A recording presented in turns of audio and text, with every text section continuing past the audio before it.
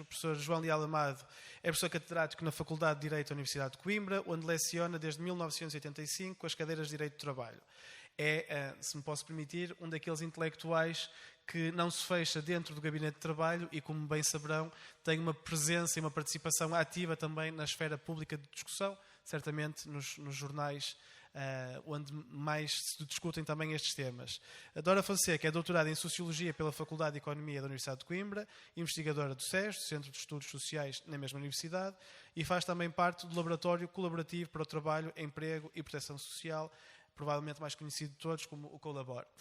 Dito isto, e pegando naquilo que dizia a Isabel Mendes Lopes, esta conferência, em particular este primeiro painel sobre o presente do trabalho, caiu por uma, se calhar, infeliz coincidência, um par de dias ou menos de uma semana depois da aprovação em Conselho de Ministros do projeto Trabalho 21, em relação ao qual os detalhes finais ainda não são conhecidos, mas aquilo que estava na proposta inicial, como ainda agora foi dito, é conhecido e é, parece-me, um retrocesso em toda a linha. Naquelas mais de 100 propostas, dificilmente conseguimos encontrar uma que dê mais capacidade negocial aos trabalhadores, uma que combata a precariedade no país que já é dos que têm maiores índices de precariedade na União Europeia. É difícil encontrar uma proposta que garanta mais direitos aos trabalhadores para coisas tão simples como terem mais tempo para si mesmos e para as suas famílias. Dito isto, começo então pelo professor João Leal Amado, perguntando naquilo que está, ou naquilo que é conhecido do projeto Trabalho 21, o que é que vê como grande perigo, o que é que identifica como um aprofundar ou não, se tiver uma opinião contrária, do que diz respeito à precariedade em Portugal e, sobretudo, o retrato da precariedade no mundo laboral português no presente e o que poderemos fazer, então, para sair dela. Tem 10, 15 minutos para esta intervenção inicial. Sinta-se à vontade. Muito bem. Muito obrigado.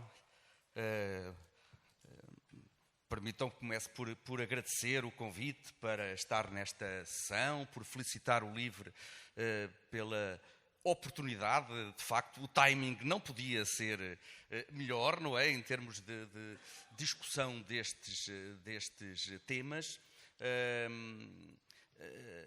Eu não trouxe propriamente uma intervenção preparada para estar a falar. Pensei que haveria mais perguntas e respostas, mas também acho que não é necessário. Nestes minutinhos, então, eu diria que creio que não há... O ponto de partida é justamente, já foi referido pela Isabel Mendes Lopes, não há nada nesta agenda, neste anteprojeto Trabalho 21, que andou a ser discutido, com todos os vícios que conhecemos, nem vou voltar a isso, durante estes 9 meses, mas que foi apresentada em finais de julho do ano passado. Essa é a primeira ideia que deve ficar muito claro. Não há nada de modernizador nesta proposta. De facto, os desafios colocados pelo avanço, até pela era digital em que vivemos, a inteligência artificial, algoritmos, novas formas de trabalhar, enfim, são colossais. Ninguém, julgo eu, sobretudo à esquerda, pretende que tudo fique na mesma ou tenha uma atitude imobilista. Não, tem que haver resposta aos novos problemas, a lei tem que se ir adaptando. Isso está fora de causa. Mas, na verdade, este anteprojeto que foi apresentado não se preocupa minimamente com... Nunca se preocupou, foi aqui já dito, creio que foi a Isabel que disse no início, aparentemente as poucas referências que lá irão aparecer na proposta de lei a algoritmos, a supervisão humana sobre algoritmos, realmente foram propostas que a UGT apresentou durante o processo negocial. Devem ser algumas daquelas que o Governo diz que aceitou da UGT, uma referência ou outra, porque no projeto inicial não havia nada, rigorosamente nada, sobre estes desafios.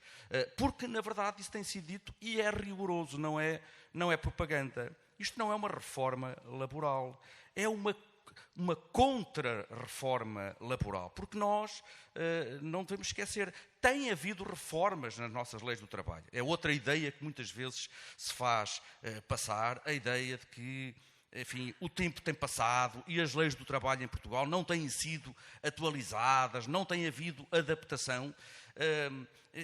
enfim, já nem vou falar no exemplo extremo daqui a uns meses que o presidente do Chega dizia que tínhamos legislação do período soviético, de tipo soviético, lá dos anos 70 do século passado, esquecendo que tem havido sucessivas reformas.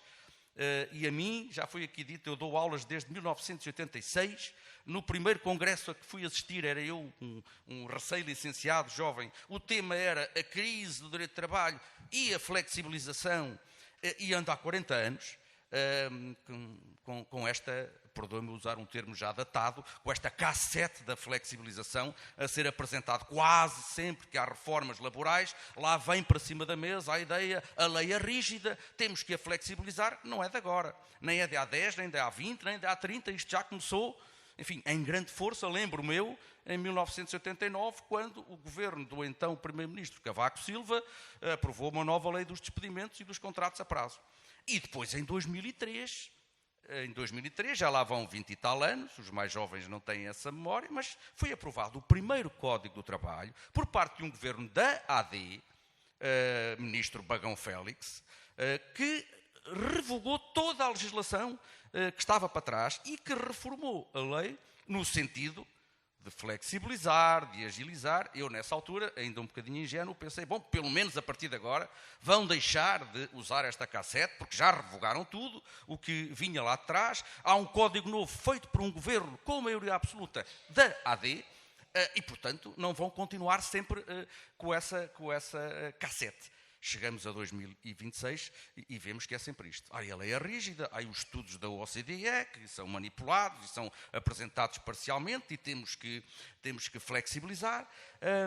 Na verdade, quem conhece bem a legislação, e eu por dever de ofício tenho que a conhecer, sabe que, olhando para o anteprojeto, que seguramente será muito parecido com a proposta de lei que deve estar a dar entrada por estes dias aqui no Parlamento, as grandes linhas desse anteprojeto consistem não apenas, mas sobretudo, em desfazer as reformas que foram, apesar de tudo, introduzidas no nosso direito do trabalho no tempo dos governos anteriores, quer dizer, quer no chamado tempo do governo da chamada geringonça, tivemos uma reforma em 2019, uma lei que veio, lá está, tentar combater a precariedade laboral, restringir um pouco mais, sobretudo, o recurso aos contratos a prazo, que agora é completamente destruída por este anteprojeto. Aliás, se há um traço muito próprio, aliás, já do trabalho até, permitam-me dizer isso não é surpresa, eu conheço muito bem a atual Ministra do Trabalho, sou colega, interagimos muitas vezes em colóquios, congressos, e, portanto, digamos, aquilo que nós agora vamos vendo, uma total insensibilidade para a questão da precariedade laboral. Isso é um traço nítido. Portanto, este diploma não tem qualquer limite e só não vai mais longe, se calhar, porque a Constituição não o permite quanto à liberalização e à utilização indiscriminada da contratação a prazo. Portanto, aliás, a senhora Ministra chegou a dizer isso. Precariedade é não ter emprego. Portanto, quem tem emprego está resolvido. Não interessa se o emprego tem perspectivas de estabilidade, se as pessoas têm o drama todo de terem um emprego com os dias contados. Isso para o Governo não interessa nada. E, portanto, uma das linhas de força da reforma é destruir o regime um pouco mais apertado que foi estabelecido em 2019, pela Lei 93, salvo erro, de 2019, que parece... Enfim, estatísticas não é a minha área, tenho sempre um bocado de receio dos números, mas parece que, apesar de tudo, tem havido progressos. Continuamos com níveis de precariedade em matéria de contratos a prazo elevados, mas acho que estão em redução, estão a reduzir-se. Pois agora, com certeza, que irão aumentar, porque este anteprojeto, uma das linhas de força é essa. E depois, claro, destruir as normas mais emblemáticas da chamada Agenda do Trabalho Digno, que é de 2023. Portanto, a reforma laboral foi feita em 2023, há 3 anos apenas. Só que não é uma reforma com a qual este Governo esteja de acordo. E, por isso, regras como a da proibição do despedimento com vista ao outsourcing, que na altura foram tidas como as associações empresariais e alguns juristas, entre eles a atual Ministra do Trabalho, disse isto é inconstitucional, viola a liberdade de iniciativa económica privada. Pois a questão lá chegou ao Tribunal Constitucional, aliás, pela mão da senhora Provedora de Justiça, ex-Ministra da Administração Interna. E o Tribunal Constitucional respondeu precisamente em julho de 2025, de forma muito clara, a dizer: não, senhora, a norma não é inconstitucional, não será uma norma perfeita, tem os seus problemas, mas ela tem um suporte na Constituição, que é a garantia da segurança no emprego, a proibição dos despedimentos sem justa causa. A livre iniciativa económica tem que se exercer com respeito pelos direitos fundamentais dos trabalhadores. O Tribunal Constitucional disse isto, aliás, por uma maioria esmagadora, 10 juízes contra 3, só houve 3 votos de vencido, o que numa matéria laboral é uma vitória muito expressiva, e passado poucos dias o Governo apresentou. Isto foi em julho do ano passado que o Tribunal Constitucional validou essa norma. Passado poucos dias o Governo apresentou o projeto e o que tem é, risca-se essa norma. Risca-se a norma que veio declarar inválidas as renúncias feitas pelos trabalhadores aos seus direitos, que é uma matéria de grande importância prática. Toda a gente que trabalha conhece isso, o hábito que as empresas têm, que os empregadores têm de obrigar ou forçar o trabalhador a, sobretudo quando o contrato acaba, assinar lá uma declaração a dizer que já recebeu tudo aquilo que tem direito, que abdica de quaisquer outras verbas, que não tem mais nada a receber. Isso que são muitas vezes declarações, na verdade, extorquidas aos trabalhadores, que às vezes não têm conhecimento real sobre os seus direitos, ou não têm condições para se recusar a assinar aquele documento, porque se recusarem, o patrão não vai pagar o salário que lhe está ali a disponibilizar. Pois a agenda do trabalho digno vem dizer: estas declarações são nulas. Claro, ficaram furiosos do lado empresarial e do lado da direita liberal. Então, liberdade contratual, deixem o trabalhador renunciar aos seus direitos. Cá está agora a norma a dizer: não, agora passa a ser válido. Desde que tenha reconhecimento notarial, como se isso resolvesse algum problema, o trabalhador pode abdicar de todos os seus direitos, sem qualquer tipo de limitação. Normas da agenda sobre contratação coletiva, sobre, plataformas digitais. Alguma coisa recente de que esta reforma trata, porque tinha que tratar, é também de um tema que está na ordem do dia, o tema do trabalho via ou para plataformas digitais, que nós vemos de forma muito nítida, não é? Na figura, embora não se restrinja a essas figuras, mas que nós contactamos mais com a figura dos chamados estafetas, não é? E dos motoristas, enfim, a uberização do trabalho. Pois na agenda do trabalho digno foi lá criada uma norma visando facilitar o reconhecimento pelos tribunais da existência de uma verdadeira relação de trabalho entre o estafeta, designadamente, vamos pegar nesse exemplo, que tem sido aquele que chegou aos tribunais, e a plataforma digital. As plataformas sempre rejeitaram, pelo mundo inteiro, esta discussão está a ser travada por todo o mundo, sempre rejeitaram a sua condição de entidades empregadoras. As plataformas dizem: não, nós somos só intermediárias entre a oferta e a procura de um determinado serviço ou de um determinado produto. Nós não temos trabalhadores.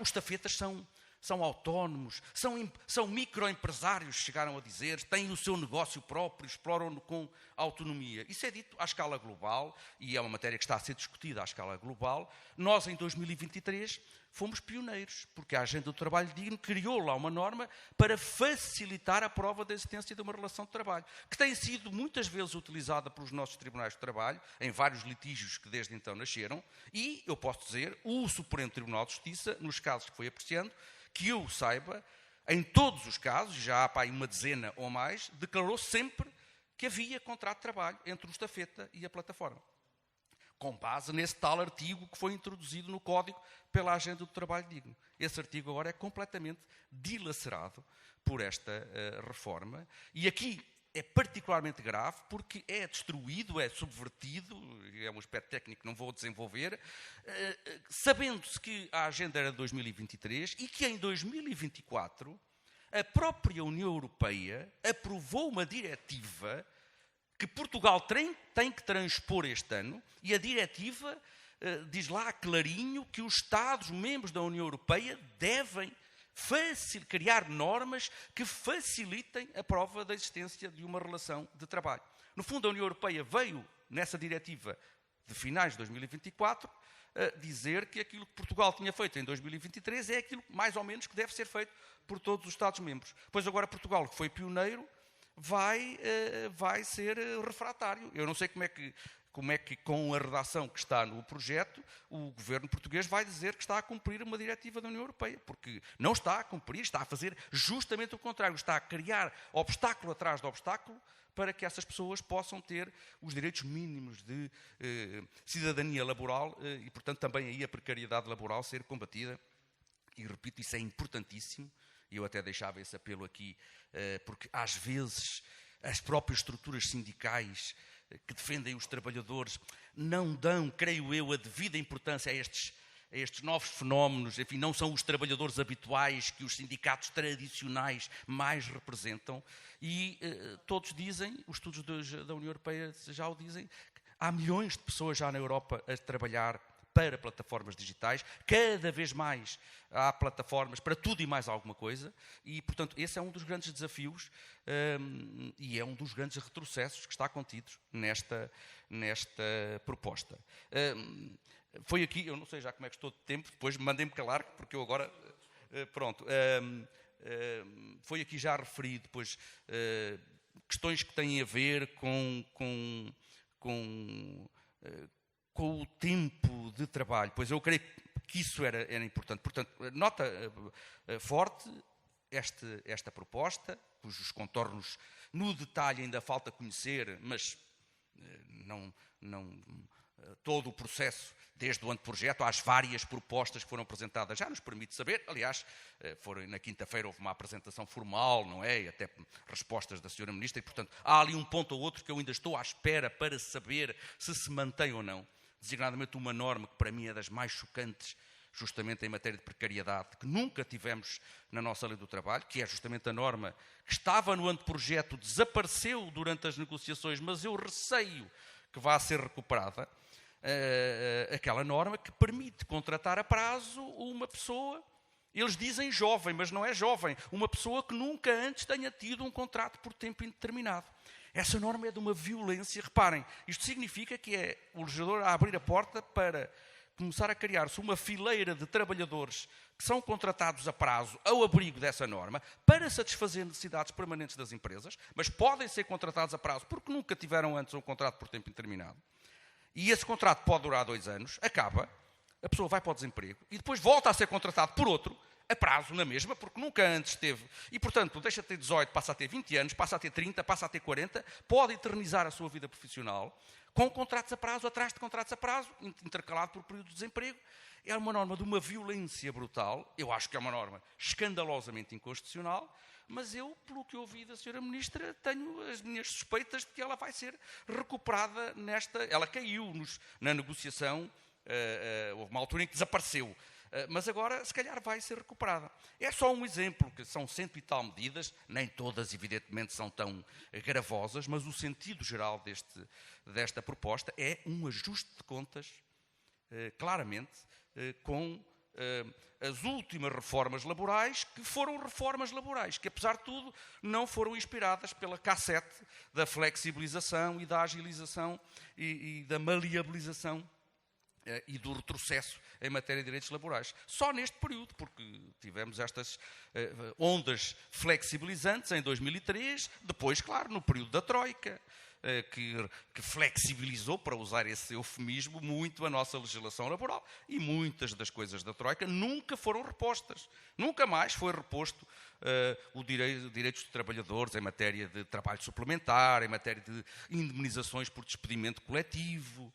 Nunca, mesmo durante o período do governo do Partido Socialista, etc. Nunca, antigamente mesmo, até 2012, era um trabalhador que fosse salvo de um despedimento coletivo, recebia uma indemnização correspondente a 1 mês de salário por cada ano. 1 mês. Depois, na Troika, passou para 12 dias de salário por cada ano. E depois dos governos do Partido Socialista passou para 14 dias. Mudaram 2 dias. E agora o anteprojeto propõe, aí é uma melhoria para os trabalhadores, propõe passar de 14 para 15 dias de salário por cada ano. Um progresso considerável. Ainda ficamos a meio do caminho da Troika. Mas, portanto, se calhar já estou, vou terminar. Acho que sim, que há também temas que não estão nesta proposta, que são temas muito relevantes, e aí, que já foi aqui referido, a questão da semana de 4 dias, eu acho que é muito importante. A UGT propôs Propôs, quer dizer, isto é um processo lento, a CGTP nem pôde propor porque foi liminarmente excluída, quer dizer, eles dizem que se auto-excluiu, na verdade o que a CGTP disse foi que não concordava com o anteprojeto, como de resto a UGT depois também veio a dizer. Eu vi um comunicado da UGT em que a UGT diz, quanto a este anteprojeto, respondemos rotundo não. Portanto, se é por se terem manifestado contra, deviam ter feito a concertação só com as 4 confederações patronais e se calhar tudo corria muito mais rapidamente e de forma muito mais suave. Mas a questão do tempo, acho que é muito importante ir batalhando, também colocando essas coisas na agenda, que são aspectos que, até para a juventude, acho que estamos mesmo. Reparem, nós passámos para o limite das 40 horas semanais já há 30 e tal anos, nos anos 90 do século passado. Este desenvolvimento tecnológico todo ainda não criou condições para nós reduzirmos um pouco mais o tempo de trabalho, para começarmos a pensar, eventualmente, em dar o salto em muitos setores para uma semana de trabalho de 4 dias. O governo anterior tinha, como sabem, um projeto piloto, estudou isso, estava empenhado a ir avançando. Este governo pôs uma pedra, meteu isso dentro da gaveta e nem quer ouvir falar em tal coisa, como repararam. E para concluir, nestas questões do tempo, uma outra coisa que resultou da concertação, porque da concertação destes 9 meses houve algumas ligeiras concessões que o governo foi fazendo nas propostas que ia apresentando, sobretudo para tentar obter, evidentemente, o acordo da UGT, coisas marginais, nada que afetasse as chamadas traves mestras, mas que agora se calhar foram também todas, vamos ver a proposta de lei, mas também houve algumas concessões que o governo fez às confederações empresariais, designadamente à CIP. E há uma matéria que também tem a ver com as novas tecnologias e com novos problemas, que é a questão da desconexão profissional, da desconexão digital, que é uma matéria que está a ser discutida na União Europeia, a ideia de que hoje, lá está, coisas que não havia há umas décadas atrás, hoje nós temos sempre a empresa connosco, não é? Eu tenho aqui com o meu smartphone, não é? Eu acabo o meu horário de trabalho, mas eu estou contactável a toda a hora. Há uma hiperconectividade na vida de todos nós e também uma facilidade de a entidade empregadora continuar a enviar relatórios, a colocar questões 24 sobre 24 horas. Esse é um dos temas atuais. O anteprojeto tinha 0 sobre isso. Nós tivemos uma resposta razoável, creio eu, quanto a essa matéria, na lei, mais uma reforma laboral que houve, a lei que alterou o regime do teletrabalho, finais de 21, 22, introduziu lá um dever de o empregador se abster de contactar o trabalhador no período de descanso dele. Pois os empregadores estão muito chocados, porque dizem que não podem enviar e-mails aos trabalhadores quando eles estão no seu período de descanso, e agora a proposta final, que estava a última, e eu aposto que vai passar para a proposta de lei, por sugestão da CIP, consagra que sim, continua a manter-se esse dever de abstenção de contacto, mas esse dever já não existe se a mensagem enviada clarificar que não exige resposta imediata por parte do trabalhador. E, portanto, estão a ver, o tal empregador que se queixava que não podia enviar um e-mail ao fim de semana, agora pode enviar 500 e-mails ao trabalhador no fim de semana, desde que lá coloque no e-mail, ou na mensagem do WhatsApp, ou no SMS, não precisa responder já, responda só na segunda-feira. Mas é evidente que o stress, a pressão, vão estar lá todas, e isto é também um recuo, claro, nas tais matérias novas, que mostra como este governo realmente tem aqui uma proposta muito virada para o passado, ajuste de contas com a legislação recente, fragilização dos direitos dos trabalhadores e nada sensibilizado mesmo para os novos problemas. Plataformas digitais, retrocesso, desconexão profissional, retrocesso, e, portanto, o balanço é muito, muito negativo, a meu ver. Mas, se calhar, na fase já devo ter esgotado o período, um bocadinho, não é? Na fase de debate, depois estou disponível naturalmente. Obrigado. Obrigado, João. Não, eu estava a deixar porque acho que era interessante e realmente há aqui pano para muitas perguntas que ficarão certamente para a fase de perguntas e respostas.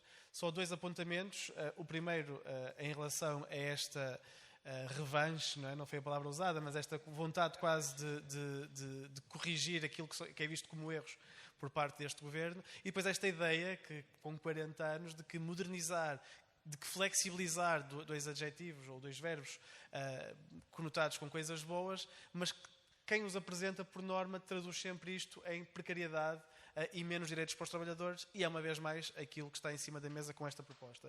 E tentando fazer a ponte, e não influenciado demasiado a intervenção inicial da Dora, dizer que questões que já aqui foram trazidas, destas novas formas até de negociação coletiva e sobretudo desta nova realidade dos trabalhadores imigrantes, nomeadamente nas plataformas digitais, mas não só, o impacto que isso tem ao nível da sua própria precariedade e também ao nível da precariedade no mercado laboral português no seu todo, como é uma área na qual também tens trabalhado muito. Se quiseres acrescentar isso à tua intervenção inicial, acho que pode ser interessante, e assim também juntávamos as duas primeiras intervenções iniciais, antes de abrir então a perguntas e respostas. Força. Primeiro, obrigada pelo convite, é um prazer estar aqui. Não há muito mais coisas a acrescentar àquilo que o professor João já disse. Pronto, ele costuma dizer tudo e mais um pouco. Há duas ou três coisas que eu queria só sublinhar, que tem precisamente a ver também com a forma como este projeto foi apresentado. E já não é a primeira vez que fazem isto. Já em 2012 foi a mesma coisa, a ideia da inevitabilidade. É isto ou nada, não há outra alternativa, se não perdemos o comboio. Resta saber é que comboio é que vamos perder. É este o trabalho do trabalho 21, porque se é... Pronto, custa perceber o que é que este trabalho traz de bom, em que é que este trabalho é digno, em que é que este trabalho é um trabalho ou um emprego de qualidade, o que é que pode advir de bom aí. E há aqui muitos perigos, nomeadamente das ideias que estão associadas, o suporte, a justificação que este projeto tem subjacente, por exemplo, o argumento de que a legislação laboral constitui um obstáculo à prossecução de objetivos de uma sociedade mais justa, mais solidária, que protege os grupos mais vulneráveis. Que isto acontece porque esta legislação não ajuda à adaptação das transformações, às adaptações necessárias às transformações subjacentes à digitalização e à economia 4.0. Isto transmite, o que é que isto transmite? Uma determinada interpretação da realidade que está inquinada. Isto é uma determinada leitura, é a leitura que se faz, não só descreve a realidade, como conforme e legitima determinadas opções que são materializadas em políticas concretas neste anteprojeto e no próprio processo de concertação social. Porque este processo de concertação social, como disseram, nasceu torto e jamais se irá. E terá consequências pela forma como foi delineado, pela forma como foi seguido.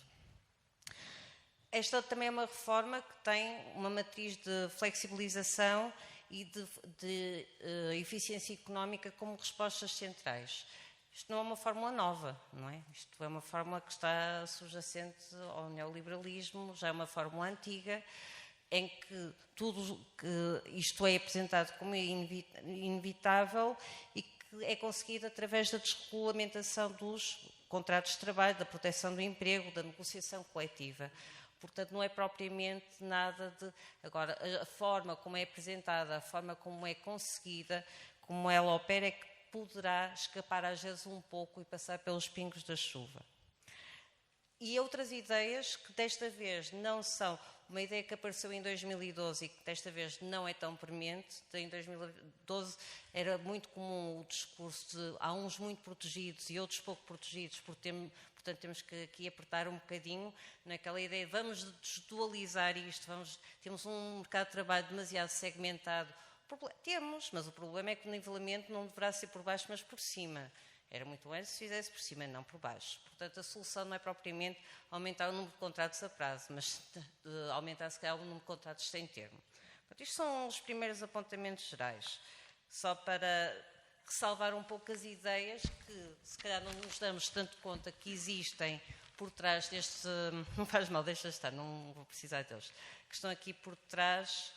Mas para tocar aqui um pouco no repto que o Jorge me lançou, por exemplo, nomeadamente no que toca ao trabalho de plataformas, eu ainda estou para ver como é que o Governo, chegado 2 de dezembro de 2026, que é a data limite para a transposição da diretiva, vai justificar o lindo serviço que está a fazer agora, porque é inacreditável o recuo quando surgiu a Lei 13/2023, com o artigo 12A, com a presunção de laboralidade em trabalho de plataforma digital, comparado com aquilo que existe em outros países e com aquilo que era pedido na diretiva do Platform Work da União Europeia, era um avanço fantástico.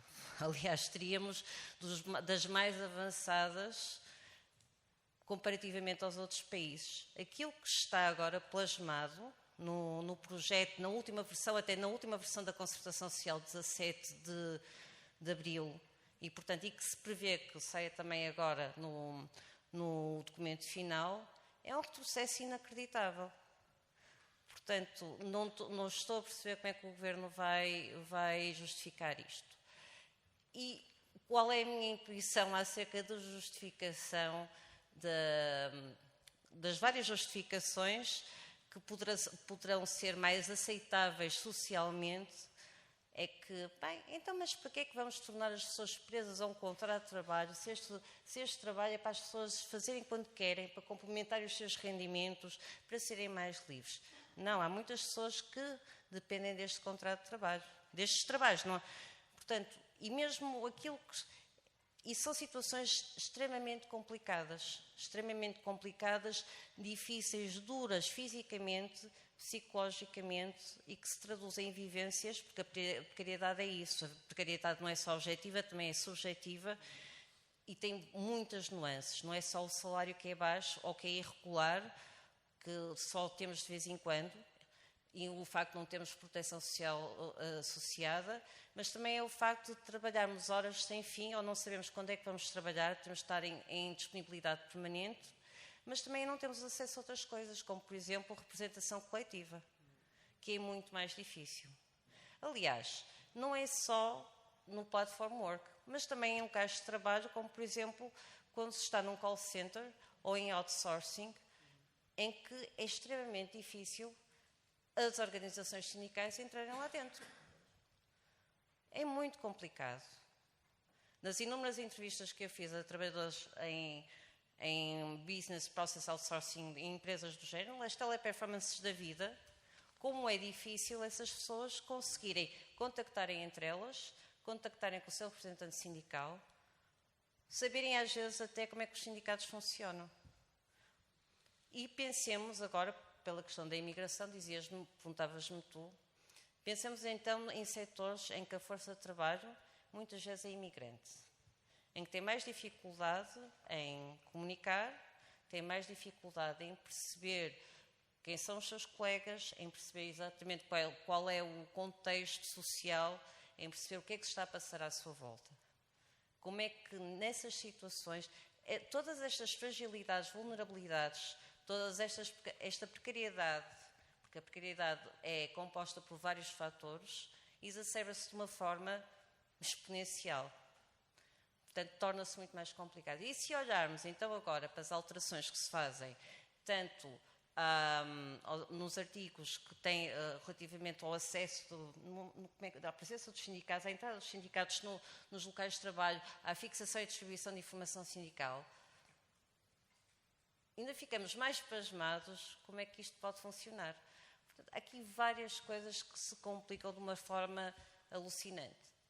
Nestes setores do Platform Work, dependendo muito exatamente do que é que estamos a falar, porque existem vários tipos, pode ser Platform Work, pode ser on location, ou pode ser também na web. Portanto, havendo a parcelização das tarefas. Aí as dificuldades vão variando, mas de qualquer forma há sempre uma precarização do vínculo contratual, porque é um emprego quase à peça, e há sempre a variabilidade dos salários, das condições de trabalho, tudo isso contribui para que a precariedade seja cada vez maior. Inevitavelmente, mesmo que as pessoas possam não pensar muito nisso, o facto de terem minado os seus direitos coletivos de trabalho é uma parte importantíssima deste processo de precarização laboral.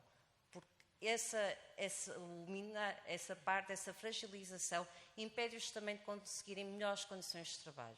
Impede-os de conseguirem melhorias, impede-os de terem força para resistirem e para não aceitarem tudo que os obrigam, que os querem fazer aceitar. Portanto, muitas destas normas não consigo compreender. Aliás, eu acho que as declarações mais divertidas que ouvi da senhora Ministra, tinha comentado tudo isto com o professor João, é que os jovens ganharam o direito de serem contratados a prazo. E ainda bem que eu já não sou jovem, portanto, não vou ganhar esse direito, porque não quero. Não quero. Portanto, não sei. Eu não acho que ficava por aqui. Sim, obrigado. Obrigado, Dora. Temos então 30 minutos exatos para perguntas e respostas, que eu acho que é um bom tempo, e se calhar começávamos por recolher 2 ou 3, ou para um dos convidados, ou para ambos, como bem entenderem. E acho que há aqui um microfone também para quem quiser fazer a pergunta. Viva, boa tarde. Ao longo das intervenções reuni assim 2 ou 3 ideias, não são bem propriamente questões completas, mas temas que talvez fosse interessante receber um comentário de volta. O professor João Amado falou da questão de verdadeiramente este projeto ser uma contra-reforma e não propriamente uma reforma no sentido estrito. Gostaria de lhe perguntar se consegue partilhar connosco qual a proporção verdadeira de medidas que estão neste pacote do Trabalho 21, que são meras regressões da atualização que foi feita do Trabalho Digno. Isto é, se consegue dizer se é a totalidade do pacote é uma contra-reforma ou a proporção desse pacote, diria. Uma segunda questão. No contexto da comunicação social, existem vários argumentos que vão sendo esgrimidos em defesa do pacote, deste pacote de Trabalho 21, e tenho ouvido falar, tenho encontrado vários argumentos que vão no sentido da defesa de vários grupos que verdadeiramente estarão neste momento desprotegidos do ponto de vista da proteção laboral. Ouvi falar de jovens, como a professora comentou, defesa dos imigrantes e em defesa dos trabalhadores que procuram empregos sazonais. E questionava se há algum fundamento realista nestes três grupos. Assim fazendo, ou convidava-vos a fazer o papel de advogado do diabo, no sentido em que se há alguém que apresenta estes argumentos, ou está puramente numa posição de falsidade, ou tem alguma argumentação lógica ou um entendimento do funcionamento do mercado de trabalho que enfim, justifique estas afirmações. E terceira e última questão, terceiro e último tema. Gostaria de vos perguntar se existe no trabalho atual, mediante as eventuais alterações que este projeto venha a implementar, alguma proteção, no caso de haver extinção de postos de trabalho no contexto de robotização ou de conversão do posto de trabalho através da substituição por mecanismos de inteligência artificial, ou seja, neste processo de eventual modernização, transformação do mercado de trabalho, se existe alguma proteção ou se existirá alguma proteção caso o pacote seja aprovado. Obrigado. Obrigado. Há mais alguma pergunta nesta primeira fase? Vejo uma mão lá atrás, não vejo quem é, e aqui mais 2 à frente. Exato, mas temos aqui uma mulher que está aqui também, acho que é... Força. Ok. Boa tarde, muito obrigado pela vossa presença aqui. Desculpa, se puderes apresentar... O meu nome é Tiago Domingos. Não conheço, boa. Já obrigado pela iniciativa e por estarmos aqui a discutir isto, porque acho que é muito importante falarmos do trabalho enquanto futuro, coisa que não tem sido muito feita. É muito trabalho ao retrocesso. E há aqui um tópico que foi levantado anteriormente noutra questão, que é a questão da substituição e termos algumas classes profissionais que vão estar um pouco desprotegidas no que toca à implementação da inteligência artificial, nomeadamente coisas mais relacionadas com direitos de autor e a utilização de material já existente para o treinamento de modelos de inteligência artificial e que pode levar a que alguns profissionais estejam a ser substituídos ou possam vir a ser substituídos. Já houve questões relacionadas com os guiões, com os guionistas, provavelmente virá a haver algo relacionado com a questão na área de investigação, também possivelmente na área do jornalismo, ou seja, temos aqui muita coisa que hoje em dia é abrangida pela questão de direitos de autor e que pode estar a ser posta em causa com a maneira como nós utilizamos a AI nos nossos dias, e gostava de saber se há alguma coisa nesse sentido, em termos de proteção desses profissionais, e pronto, era isto. Muito obrigado.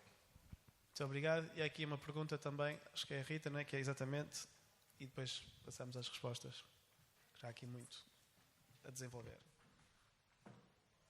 Olá, boa tarde. Antes de mais, obrigada pelas vossas contribuições e pela reflexão. Eu sou profissional de saúde e, portanto, venho aqui colocar questões no âmbito da proteção laboral. Sou fisioterapeuta, trabalho há 25 anos sem qualquer tipo de vínculo contratual, nem com termo, nem sem termo. Portanto, ainda ao encontro do que disse a professora Dora, esta lei pode ajudar ainda mais pessoas como eu. E a minha questão vai também ao encontro ali do que dizia o Tiago, se no âmbito da utilização da inteligência artificial, se há algum tipo de reflexão que seja sobre os riscos e benefícios da utilização da inteligência artificial na saúde e de que forma é que se podem proteger tanto utentes como profissionais, tirando o maior partido da utilização da inteligência artificial sem, no entanto, precaver riscos previsíveis que possam vir a pôr as pessoas em situação ainda mais vulnerável do que estão. Obrigada. Bem, muito obrigado. Começamos por aqui. Ok. A tentar, enfim, se calhar não vou conseguir dar resposta. Aliás, algumas não foram bem... Houve algumas questões, outras mais opiniões, mas, enfim, 2 ou 3 novidades camadas, enfim, mais protegidas, outras protegidas, pois justamente jovens... Falou-se aqui imigrantes, empregos sazonais. Bom, jovens, só se entendermos que a proteção pode traduzir-se nessa ideia que às vezes, ouvindo a Sra. Ministra, parece que é mesmo a ideia do Governo, de que agora passar a prever que um jovem pode ser contratado a prazo, que isso é uma medida de proteção. Porque no reverso da medalha dizem, bom, mas ele está desempregado e agora vai ter um contrato a prazo. Mas reparem, isso também não é nada novo. Isso foi a possibilidade de alguém que está à procura do primeiro emprego, portanto, normalmente jovem, ser contratado a prazo, vigorou em Portugal desde 1989 até 2019. E foi em 2019 que o Governo de então veio dizer, e sempre foi muito criticado, porque dizia, então, mas estamos a permitir que os jovens... para satisfazer necessidades permanentes das empresas, só porque a pessoa está à procura do primeiro emprego, isso legitima que essa pessoa seja contratada a prazo? Isso sempre foi muito discutido e em 2019 desapareceu da nossa lei, embora a troco da ampliação do período experimental. Enfim, foi uma coisa que na altura suscitou muita discussão, porque a lei deixou de prever que quem estava à procura do primeiro emprego pudesse, por esse facto, ser contratado a prazo, portanto, combate à precariedade, mas, por outro lado, a mesma lei disse, bom, a pessoa é contratada sem prazo, mas o período experimental dessa pessoa deixa de ser de 90 dias, passa para 180. E no período experimental, como saberão, o trabalhador pode ser despedido a qualquer altura sem o empregador precisar de invocar justa causa. Isso deu asa a muita discussão, também foi ao Tribunal Constitucional, não vale a pena voltarmos a isso. Mas eu penso que, sobretudo, esta ideia dos jovens muitas vezes vem acompanhada, e isso é que é uma pura falácia, não é? Esta ideia de que agora as pessoas já não lhes interessa a estabilidade mínima do emprego, a segurança do emprego. Isso era uma coisa antiga. Agora os jovens querem mobilidade, querem construir a sua carreira, querem saltar muitas vezes para outros empregos. E eu digo, ok, mas qual é o problema? A lei do trabalho nunca travou. Eu aceito perfeitamente que hoje os percursos profissionais de jovens, sobretudo com alguma qualificação, passam justamente por isso, por irem mudando, por irem variando. A cultura mudou, os hábitos mudaram, as coisas se tornaram... Mas o direito do trabalho, o velho direito do trabalho, nunca constituiu qualquer obstáculo. Quem tem um contrato por tempo indeterminado, estável, tem também, ao mesmo tempo, isso é uma conquista do direito laboral, a faculdade de, a todo momento, denunciar o contrato, de se desvincular daquela empresa e, se tiver uma oferta mais atraente de outro setor, de outro empregador, tem essa liberdade. Não é preciso essa mobilidade, essa ideia de contrapor a estabilidade à mobilidade. É um falso problema, é só propaganda política, porque as velhas leis do trabalho, que vêm lá do século passado, sempre asseguraram a liberdade de trabalho dos trabalhadores. O que condicionaram foi o despedimento. E dizer, porque justamente tratam de modo diferente a ruptura do contrato, se ela for desencadeada pelo empregador ou se for desencadeada pelo trabalhador. Se for o trabalhador a querer sair do seu emprego, a lei do trabalho é muito liberal. E bem, porque se defende a liberdade de trabalho, até a liberdade de concorrência entre as empresas. Bom, eu estou aqui a ganhar 1.000 euros, oferecem-me 2.000 numa outra empresa. Eu saio desta e vou para a nova empresa. Tudo bem, e a lei do trabalho atual não se opõe a isso. Portanto, é um jogo, às vezes, de palavras, político-ideológico, como se as velhas leis amarrassem os trabalhadores aos seus contratos e os impedissem de irem tendo experiências diferentes. Nunca fizeram isso. O único caso em que fazem isso, mas é um setor muito específico, é nos atletas profissionais. Aí sim, os jogadores profissionais de futebol não têm essa mobilidade fácil, por razões que têm a ver com a especificidade da sua atividade, mas todos os outros trabalhadores têm essa liberdade. Portanto, para jovens nada, imigrantes zero, empregos sazonais, há lá umas alterações no regime do chamado contrato de trabalho intermitente, que é uma coisa que foi criada em 2009, que até hoje não teve expressão, e eu acho que vai continuar a não ter expressão, porque as alterações não são significativas. Agora, deixem-me fazer, já que se fala nos imigrantes, e tem muito a ver com o trabalho nas plataformas, mais uma referência, porque não é só o Código do Trabalho que é alterado por esta proposta, também vão mexer em outros diplomas. E, por exemplo, vão mexer num diploma, numa normazinha, no direito, às vezes basta um númerozinho lá de um artigo perdido no meio que altera muito. Todas estas decisões que nós temos tido nos tribunais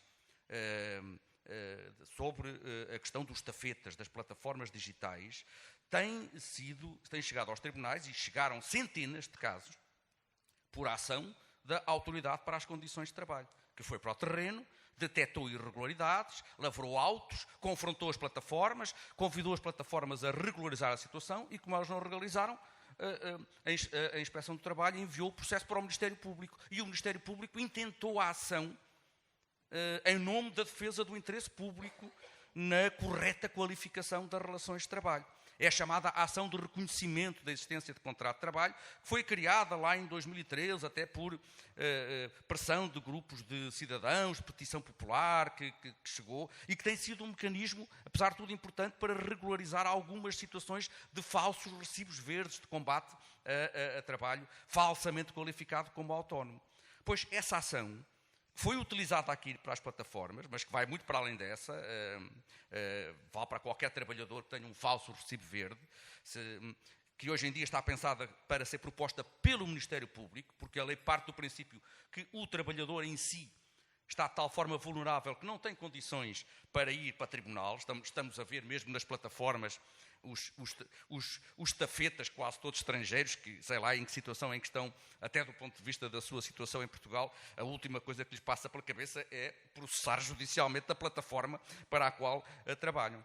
E não era preciso, até hoje, porque o Ministério Público, recebendo o processo da ACT, intenta a ação e leva até ao fim. Pois agora o que se prevê, lá numa normazinha que foi aditada, é que, muito bem, a ação continua a existir, a ACT pode levantar o auto, o Ministério Público promove a ação, mas depois, durante o processo, se o alegado trabalhador vier ao processo declarar que não tem interesse em que o processo prossiga, o juiz absolve da instância, arruma a coisa. Estamos a ver em que é que isto vai dar, não é? Nas plataformas e não só. Olha, ó senhor não sei o quê, ó senhor, vá lá ao processo, assina aqui um papel a dizer que você não quer que o processo siga os seus termos. O advogado leva lá e morreu. Nós temos hoje centenas de decisões nos tribunais que só foram proferidas porque justamente os tribunais têm dito não, prevalece o interesse público. É o Ministério Público que propõe a ação, não é cá o trabalhador que está numa situação vulnerável que vai poder dizer que não tem interesse em que ela prossiga. Pois eles agora modificam esse dadozinho que vai, na prática, fazer implodir essa ação de reconhecimento da existência de contrato de trabalho. E, portanto, a combate à precariedade, através dessa ação, vai desaparecer, porque qualquer estafeta sabe que se não fizer isso, depois o algoritmo, por razões mágicas, se calhar vai deixar de o chamar para as tarefas que distribui. Para concluir, eu acho que não respondia tudo. Só dizer que, claro, há problemas muito complexos, não sei responder, direitos de autor, inteligência artificial, a utilização na saúde. Isto da inteligência artificial é sim um novo mundo que está aqui, em que tudo muda muito rapidamente, mas repito o que disse, sobre isso, zero. Os temas do anteprojeto são os temas velhos. É o tal ajuste de contas revanchista, temas do passado. Não tinha nada, repito, o pouco que lá vai ter sobre algoritmos, pouquinho, não tem nada a ver com estas questões, foi sugerido pela UGT.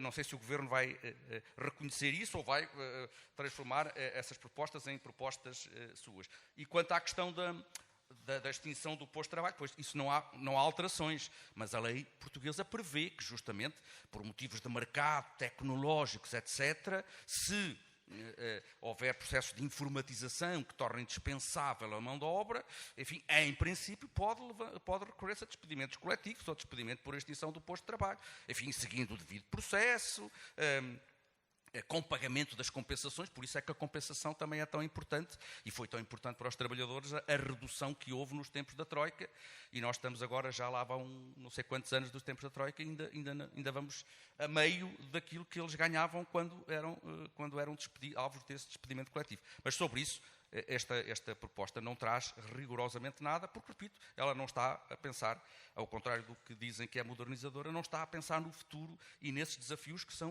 muito complexos. Está, sobretudo, a perguntar uma proporção. Eu não sei dizer a proporção, mas as principais medidas.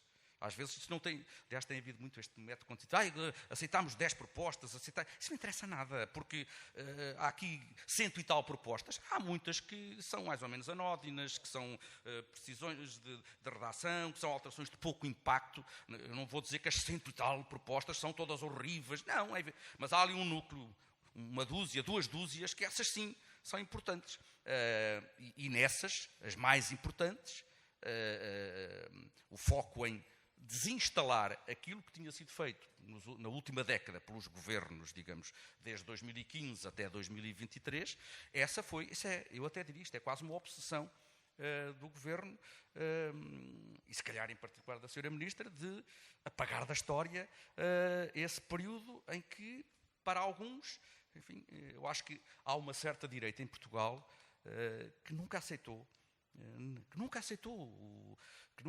em 2015 que a AD ganhou e nós não governamos, porque o Partido Socialista foi lá entender-se mais ou menos com os partidos à esquerda. Há pessoas, a sensação que eu tenho é que de facto nunca aceitaram isso. E não vão descansar, se nós os deixarmos, enquanto não tentarem anular tudo o que foi feito, designadamente em matéria laboral. Não é que tenha sido feito muita coisa, eu repito, e vou calar-me. A agenda do trabalho digno foi aprovada com os votos do Partido Socialista, com a abstenção do PSD, e com os votos contra do PCP e do Bloco de Esquerda. E, enfim, eu que já participei, está aqui gente do sindicato, eu cheguei a participar nas vésperas da aprovação da agenda do trabalho digno, numa sessão pública da CGTP na Marinha Grande, é que lhes disse: vocês vão arrepender-se, isto não é o que querem, mas isto não é uma reforma liberalizante e tem alguns progressos. Mas pronto, naturalmente não me ouviram e fizeram bem, porque quem sou eu para influenciar, e tive a ocasião de escrever na altura que, embora achasse que se podia ir um pouquinho mais longe, que havia ali alguns progressos. E houve, tanto assim que agora vemos como é que certa direita, a direita dos interesses, da CIP, etc., reage, e a tentativa de varrer da ordem jurídica alguns pequenos ganhos que foram conseguidos nessa altura. Peço desculpa por... Agradeço. Não, eram muitas perguntas e acho que a resposta também foi completa. Dora, houve também perguntas para coisas que tu referiste especificamente, não sei se queres desenvolver, mas sente-te à vontade. Tens tempo. Vou só fazer alguns comentários. Eu quero mais uma vez salientar a habilidade discursiva deste governo, que faz passar as piores coisas, não deixar pedra sobre pedra, como coisas positivas, como agora vou poder ser contratado. Não sei, eles são hábeis, são mesmo hábeis. Houve uma coisa que eu não falei ao bocado que é importante. Eu não falei sobre os serviços mínimos, que vão passar a ser máximos, e isso é mesmo um grande ataque. É uma coisa que não pode ser esquecida, porque pode não parecer diretamente ligado com a questão da precariedade laboral, mas se pensarmos na precariedade laboral como um resultado da fragilização dos vários recursos de poder que os trabalhadores ou que as suas formas de representação coletiva têm ao seu dispor, a greve encaixa como algo que está ligado ao poder associativo, à sua representação sindical. Portanto, temos aqui vários problemas graves em mãos. Portanto, vale a pena. Isto não é um bocadinho aqui, um bocadinho aqui, um bocadinho acolá, e pouco a pouco estão a ser desmanteladas uma série de garantias que põem em risco muita coisa.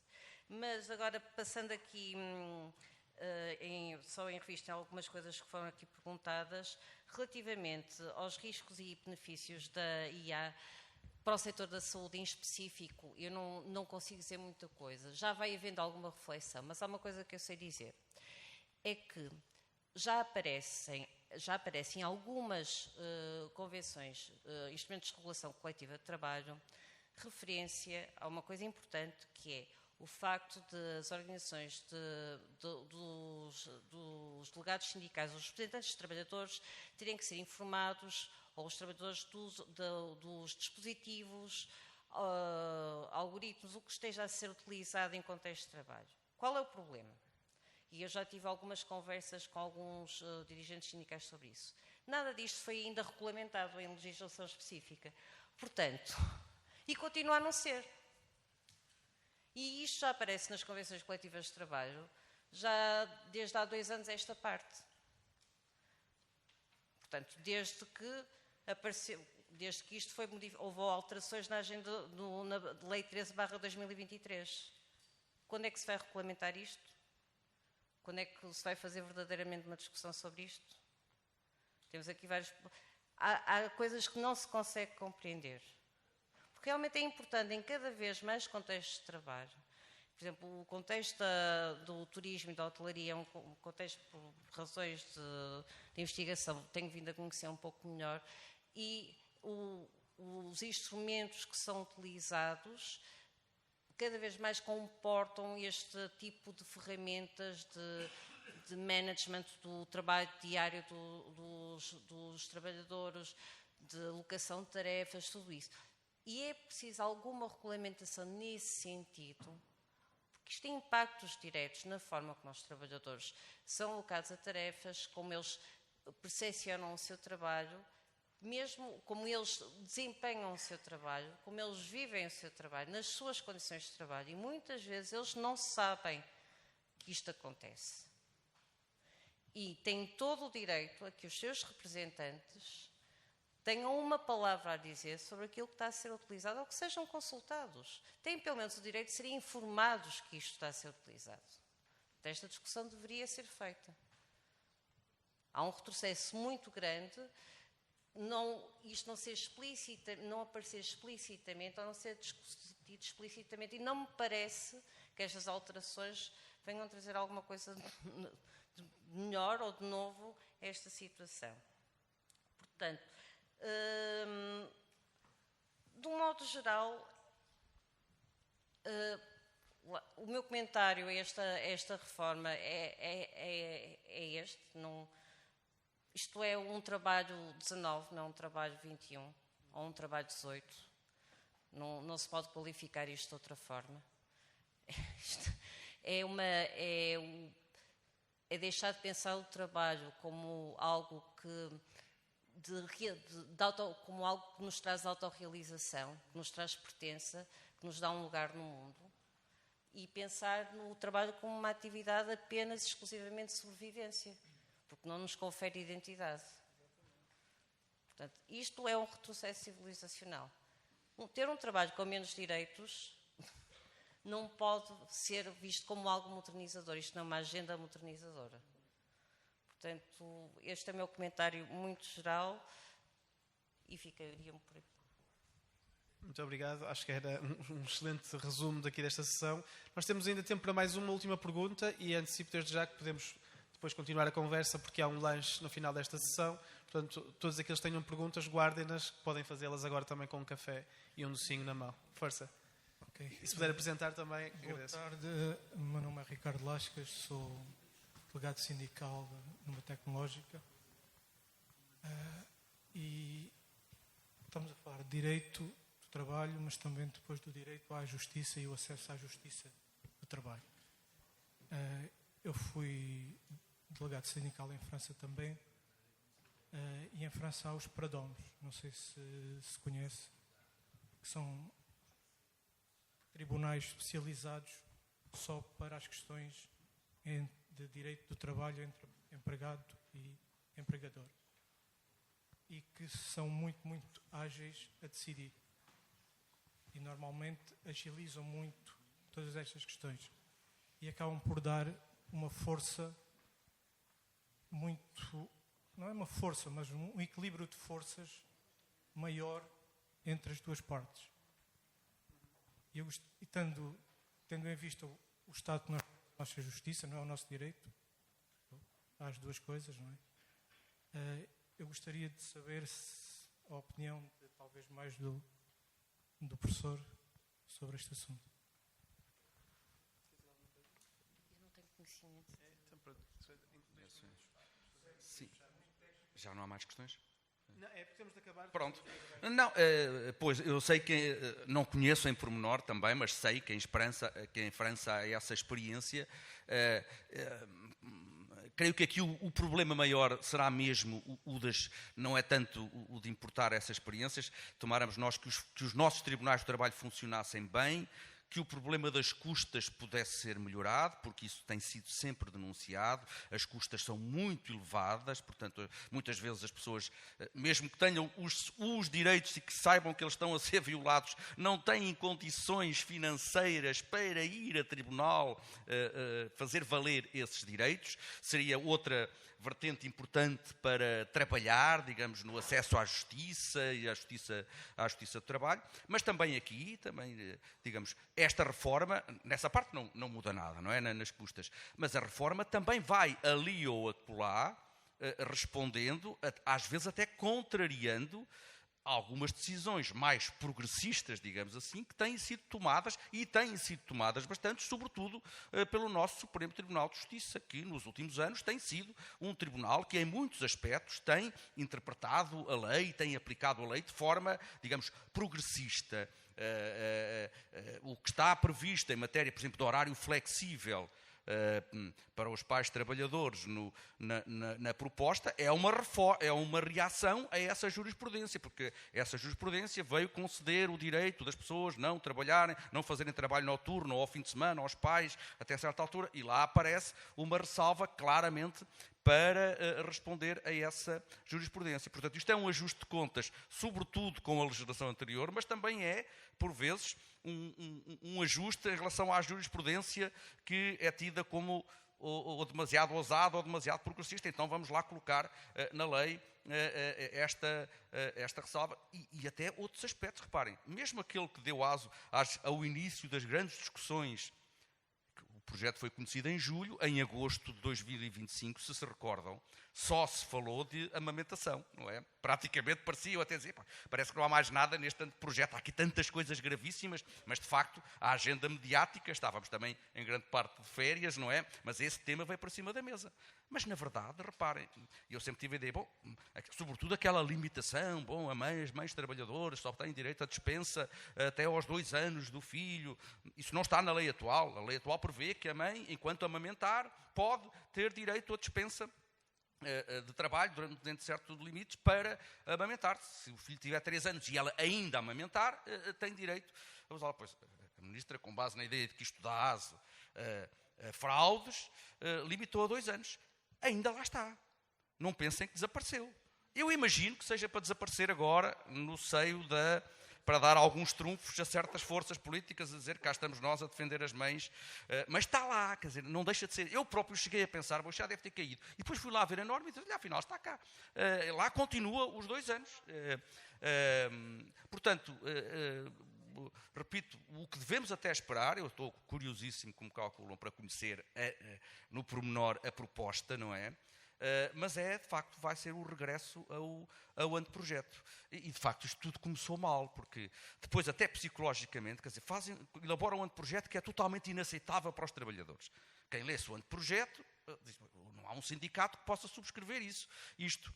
Depois, claro, a partir desse anteprojeto, abstraindo do código que está atualmente em vigor, parece que o Governo queria que os sindicatos esquecessem da lei atual, pensassem só no anteprojeto. E como depois o Governo cedeu durante os 9 meses a meia dúzia de coisas no anteprojeto, nós já cedemos e agora os sindicatos têm que ceder o resto. Não, os sindicatos têm que comparar o anteprojeto e as suas evoluções com a lei atual. E a última versão do anteprojeto era muito pior para os trabalhadores do que a lei atual. Portanto, eu nunca percebi como é que qualquer sindicato poderia aceitar. Não há uma coisa, uma vitória, lá está, um tema que seja dado ao sindicato. Não, ganhámos aqui, passámos para a semana dos 4 dias, ou reduzimos muito o tempo de trabalho. Nada, perdem em tudo, só que, em alguns aspectos, na última versão, o Governo atenuou ligeiramente as perdas. Mas perder 90% e agora chegamos ao fim de 9 meses, já só perdemos 80%, logo é ótimo.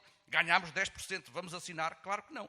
Portanto, tudo isto é um processo que não faz sentido. Sempre me pareceu completamente inverosímil que os sindicatos, qualquer sindicato, independentemente da sua orientação, viesse a assinar isto. E pronto, e só faço votos agora para o futuro, até porque eu não vou poder ficar depois da pausa, porque sou de Coimbra, tenho muito trabalho em Coimbra, tenho uma semana muito carregada, é que esta convergência que se conseguiu a 11 de dezembro, que não se perca, porque acho que a luta contra estas medidas tem que pressupor, já nem falo em unidade, que se calhar é uma palavra muito, mas uma convergência, quer dizer, que os sindicatos, cada um a partir das suas posições próprias, respeitando a sua identidade, a sua diversidade, mas as duas confederações sindicais e até confederações, outras que não estão representadas na concertação social, ainda ontem eu ouvi o secretário-geral da USI, que também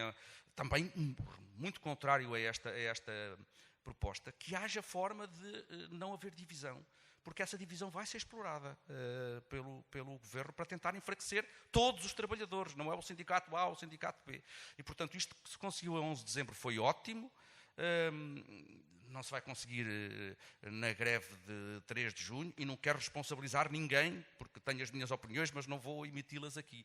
Mas o mundo não acaba no dia 3 de junho, a batalha contra este projeto vai continuar e era bom que depois de dia 3, aconteça o que acontecer no dia 3, que haja formas de os sindicatos se entenderem, falarem, convergirem, porque se não fizerem isso, estão a dar trunfos a quem quer impor uma reforma claramente hostil. Portanto, a tal visão é uma visão do direito do trabalho que não está centrada na pessoa do trabalhador, em garantir os direitos de quem trabalha, mas está centrada nas empresas e, no fundo, na entidade empregadora. A empresa, uma visão muito económica, ou de uma certa economia em que o direito do trabalho, enquanto direito que garante condições dignas de trabalho, é desprezado em nome das tais supostas, nunca demonstradas, competitividades, produtividades, coisa que nunca se demonstrou. Até porque, repito, nós estamos a fazer esta reforma num período em que praticamente não há desemprego. E eu recordo-me que lá,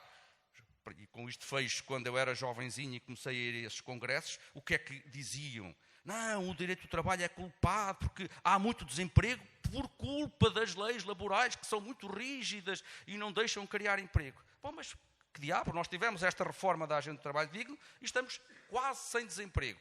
Há algum desemprego jovem, mas que não tem a ver com a legislação, tem a ver às vezes com os setores, enfim, a qualificação dos nossos jovens, que podem não se sentir atraídos por certo tipo de empregos que aparecem e que estão disponíveis. Mas, digamos, o que eu deixava aqui esse apelo era que essa convergência que se conseguiu em 2025, que vá para além, que se mantenha, porque se houver, digamos, cada central sindical a fazer o seu caminho, isso vai ser aproveitado por este Governo para enfraquecer a luta e, no fundo, são todos os trabalhadores que irão perder se não houver condições para restaurar essa convergência, independentemente do que se passar no dia 3 de junho. Muito obrigado. Então, em 30 segundos, para fechar, agradecer aos nossos convidados. Foi muito útil, foi interessante, acho que foi detalhado, coisa que muitas vezes não conseguimos nestas conversas, e ficou bem claro aquilo que está em cima da mesa, aquilo que vai chegar ao Parlamento nos próximos dias, é um processo de retrocesso, é uma contra-reforma, usando as palavras do João, e é, no fundo, uma forma de vingança também para com os avanços, por pequenos que possam ter sido nos últimos anos, que foram conseguidos no mundo do trabalho, e é sobretudo uma visão antiquada que, com todos os eufemismos, como a Dora bem identificou, nos fala de modernidade, nos fala de mais direitos para os jovens, mas tudo aquilo que faz na prática é o oposto, é retrocesso, é retirada de direitos, é menos tempo para as famílias e para os trabalhadores, tudo isto mascarado de modernidade e, pior ainda, mascarado de inevitabilidade. Mas nada é inevitável e nós aqui estaremos no dia 3 de junho e certamente daí para a frente também para mostrar que lhes vamos dar trabalho, que vamos dar trabalho a este Governo, e se temos mais de 100 pessoas numa segunda-feira à tarde a querer vir discutir o futuro do trabalho, mostra bem que a população portuguesa está desperta, está alerta, os trabalhadores estão despertos, estão alertas, as suas famílias também, e certamente se esta reforma passar não será sem a nossa oposição, sem a oposição dos portugueses, e estou certo que quanto mais conseguimos mobilizar os nossos colegas de trabalho, os nossos familiares, os nossos amigos, mais difícil será para que este projeto passe também no Parlamento. Por isso fica aqui este apelo final, vamos à luta, mas agora vamos à luta de barriga cheia, por isso convido-vos também a vir lanchar connosco